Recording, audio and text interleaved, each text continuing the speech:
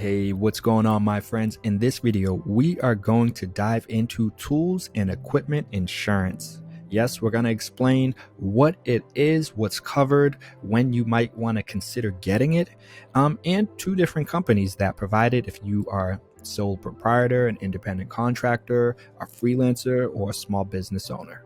But of course, before we do, if you haven't yet, subscribe to this new channel, hit that notification bell so you don't miss a video, and feel free to like this video, show brother a little appreciation.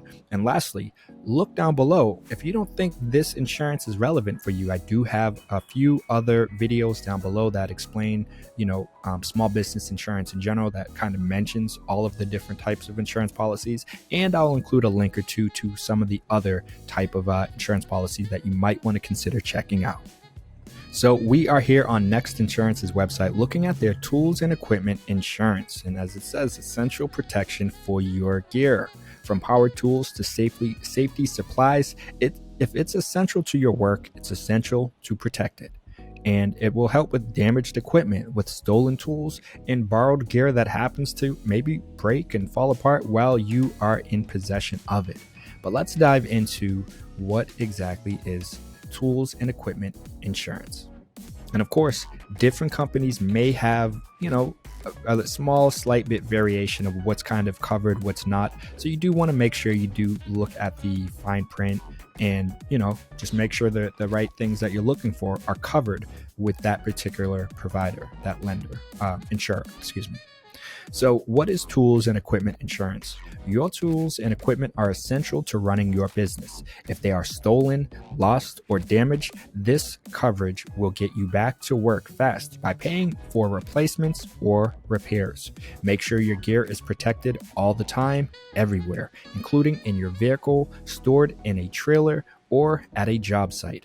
Tools and equipment insurance is available as an add-on to their general liability insurance for contractors and cleaning businesses, which I've covered general liability insurance, and as I mentioned, have a link to it down below if you aren't familiar with it. So you might be wondering, well, who needs tools and equipment insurance?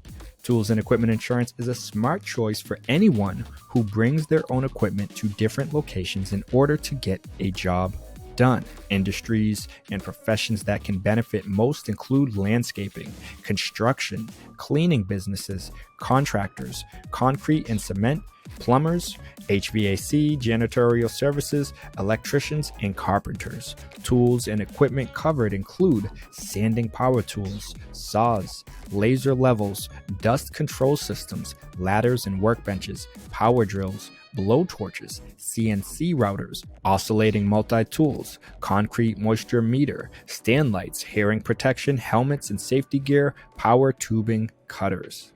So you might be wondering, well, what does it, cover? What's included? Equipment owned by you. Your generator is stolen from your storage space and you need a replacement. Well, it's going to be covered. Employee tools and clothing. Your employees' electric power tools are damaged by a leak at a job site and it needs to be replaced. Well, it's going to be replaced. It's going to be covered. Borrowed equipment. A compressor that you borrowed from another contractor explodes and needs to be replaced. Note, this coverage is not offered with their basic coverage, so you'll need Select Pro or Pro Plus. And like I said, different companies will have, slightly different components or elements to their policies. So you do want to look into, what exactly is covered and included. Now we're here on Thimble's website, which is the second insurance company I wanted to share with you guys that offers business equipment protection to those of you, again, who are self-employed, who are independent contractors, freelancers, sole proprietors, and small business owners. And like I was saying before, oftentimes, we just don't really think about these things. Or you might think, well, I have my insurance from that I got from Panasonic or I got on Amazon. Man, I wish I knew about this business equipment protection when I first bought my this camera. Let me show you. And you're probably gonna be like, wait, where's the top of it? So this camera right here, and it's funny because I wasn't even planning this. As you can see, the whole front of it, where the lenses and whatnot, it broke. And dealing with Amazon and dealing with Panasonic, through Amazon. Like the policy I got was just like bogus, and it was such baloney. And then I like seeing the other reviews, and people were like, this is such crap. And I was so mad. And this is my Panasonic camera, 4K, professional quality, really good camera. And I don't even use it anymore because of this little accident. It's more of just something that is part of like, I have the front of it over there. It's more so now just like a prop in here and something to remember. I wish I had business equipment protection insurance. So, like I said, you might not think you need it, but when that, when your tool bag gets lost or stolen or something, and the thousands of dollars or hundreds of dollars that you've invested in it over the years all of a sudden is worth nothing because you don't have it. Having this type of insurance is going to be incredibly valuable and so worth the small monthly fee that you're going to have to pay. Whether you work with Thimble, whether you work with Next Insurance, or some other company, I think it might be something you really want to consider getting, having, because like I said, you want to make sure your equipment is protected. And with this particular plan, it actually says it's referring to rental equipment as well, which I don't know if the other one said rental equipment. I know it said if you borrowed from another person, so maybe that included rental. And this says borrow a tool from a colleague.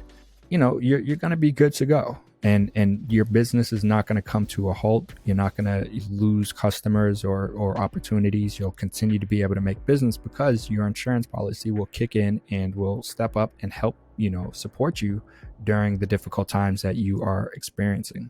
Again, different types of businesses will have a need for different types of policies and tools and equipment. It's certainly something that I think is going to be relevant to a lot of you guys. As you can see here on Thimble, they do just list a few different types of professions that would consider getting equipment, tools and equipment insurance.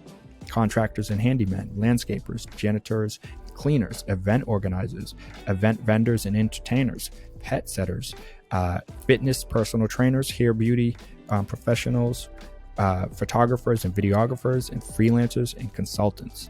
So like I said, my friends, definitely consider checking out tools and equipment insurance depending on your particular business and your needs. I do have links to other types of insurance policies down in the description area, as I mentioned.